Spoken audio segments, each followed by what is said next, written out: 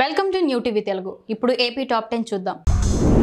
మాజీ మంత్రి రోజా పుత్తూరు మున్సిపాలిటీలో బలిజ భవన నిర్మాణానికి ఎన్నికల ముందు భూమి పూజ చేశారు.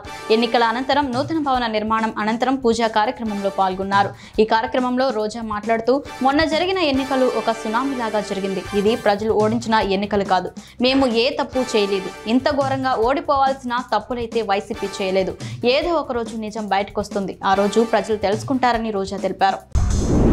స్మార్ట్ మీటర్ల బిగింపుకు వ్యతిరేకంగా పోరాటం చేయాలని సిపిఎం పల్నాడు జిల్లా కార్యదర్శి వర్గ సభ్యులు ఎస్ ఆంజనేయులు నాయక్ పిలుపునిచ్చారు. చిలకలూరుపేటలోని ఎన్ఆర్టీ సెంటర్లోని సిపిఐ కార్యాలయంలో జిల్లా స్థాయి విద్యుత్ సంస్కరణలపై సభ జరిగింది. నాయక్ మాట్లాడుతూ, మీటర్లు పెట్టడం వల్ల మధ్యతరగతి ప్రజలు, సామాన్య ప్రజలు తీవ్రంగా నష్టపోతున్నారన్నారు. వివిధ పార్టీల జిల్లా నాయకులు పాల్గొన్నారు. తనపై గత ప్రభుత్వ హయాంలో పోలీస్ అధికారులు తనపై, తన కుటుంబంపై తీవ్ర వేధింపులు చేశారని ముంబైకి చెందిన ఓ బాలీవుడ్ నటి ఇటీవల ఆరోపణలు చేయడం రాష్ట్ర వ్యాప్తంగా పెను సంచలనంగా మారింది. దీంతో ఈ ఘటనపై తాజాగా మంత్రి నారా లోకేష్ స్పందించారు. నటిని వేధించిన కేసులో ఎవరున్నా సరే వదిలిపెట్టేది లేదని, విచారణ జరిపి జగన్ ఎక్కడ తిరగాలో నిర్ణయిస్తామని అన్నారు. క్రీడలతో నిరంతరం ఆరోగ్యవంతంగా ఉంటారని జిల్లా కలెక్టర్ తమీం అన్సారియా పేర్కొన్నారు. జాతీయ క్రీడా దినోత్సవంను పురస్కరించుకుని ఒంగోలు మినీ స్టేడియంలో నిర్వహించిన క్రీడా పోటీలను జ్యోతి ప్రజ్వలన చేసి జిల్లా కలెక్టర్ ప్రారంభించారు. ప్రముఖ హాకీ క్రీడాకారుడు మేజర్ ధ్యాన్ చంద్ జయంతి సందర్భంగా ప్రతి సంవత్సరం క్రీడా దినోత్సవం జరుపుకోవడం ఆనవాయితీగా వస్తుందన్నారు. క్రీడాకారులకు సర్టిఫికేట్లు ప్రదానం చేశారు. ప్రతి ఎకరాకు సాగునీరు అందించేలా చర్యలు తీసుకోవాలని సీఎం చంద్రబాబు నాయుడు ప్రతి సమీక్షలోనూ చెబుతున్నారని, అధికారులు నిర్లక్ష్యం వదిలి పనిచేయాలని, లేదంటే తగిన చర్యలు తీసుకుంటామని రాష్ట్ర జలవనరుల శాఖ మంత్రి నిమ్మల రామానాయుడు అన్నారు. విజయవాడ జలసౌధ కార్యాలయంలో ఈఎన్సీ వెంకటేశ్వరరావుతో కలిసి నాగార్జున సాగర్ కుడి, ఎడమ కాలువలు, చింతలపూడి ఎత్తిపోతల పథకాలపై సంబంధిత శాఖలతో మంత్రి సమీక్ష నిర్వహించారు.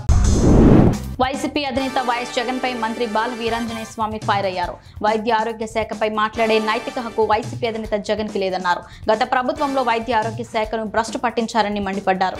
అంతేకాకుండా తాము డోర్లు ఓపెన్ చేయకుండానే వైసీపీ నుంచి టీడీపీ ఫుల్ అయ్యే పరిస్థితి కనపడుతుందన్నారు. వైసీపీ నుంచి వచ్చే లిస్టు ఇప్పుడు చెప్పలేం, కానీ డోర్లు ఓపెన్ చేస్తే వైసీపీ క్లోజ్ అయ్యే పరిస్థితి ఉందన్నారు.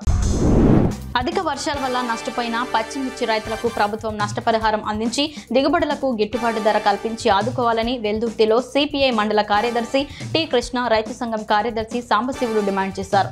రామల్లకోటలో మాట్లాడారు. మండలంలోని పచ్చిమిర్చి ఎక్కువగా పండిస్తున్నారని, పండించిన పంటకు సరైన గిట్టుబాటు ధర లేక రైతులు ఆత్మహత్య చేసుకుంటున్నారని ఆయన ఆవేదన వ్యక్తం చేశారు. మామిడికుదురు మండల రెవెన్యూ అధికారిగా మృత్యుంజయరావు బాధ్యతలు స్వీకరించారు. అనంతరం వీఆర్ఓలతో సమావేశం నిర్వహించారు. ప్రజలకు ఎటువంటి ఇబ్బందులు లేకుండా రెవెన్యూ పరమైన సమస్యలను తక్షణం పరిష్కరించాలని ఉద్యోగులకు సూచించారు. అనంతరం కార్యాలయ సిబ్బంది ఆయనకు పుష్పగుచ్చం అందించి శుభాకాంక్షలు తెలియజేశారు. 2024 ఫిబ్రవరి 5న జరిగిన దొంగతనంలో భాగంగా నెల్లూరు రూరల్ పోలీసులు రికవరీ చేసిన 8,500 నగదును మాత్రమే ఇచ్చారని, దొంగతనానికి గురైన 4.5 సవర్ల బంగారం నగలను పోలీసులు దొంగల నుండి రికవరీ చేసి ఇవ్వాలని బాధితులు నాగరాజు కోరారు. నెల్లూరు ప్రెస్ క్లబ్ లో మాట్లాడుతూ, నెల్లూరు రూరల్ పోలీస్ స్టేషన్లో 6 నెలల క్రితం తమ ఇంట్లో జరిగిన దొంగతనానికి సంబంధించి ఫిర్యాదు చేసిన నగలను రికవరీ చేయలేదన్నారు.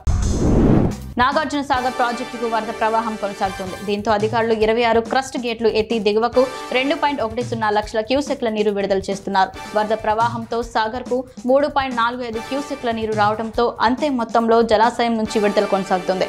ప్రాజెక్టు పూర్తి స్థాయి నీటి మట్టం 590 అడుగులు కాగా ప్రస్తుత నీటి మట్టం 589.70 అడుగులు ఉంది.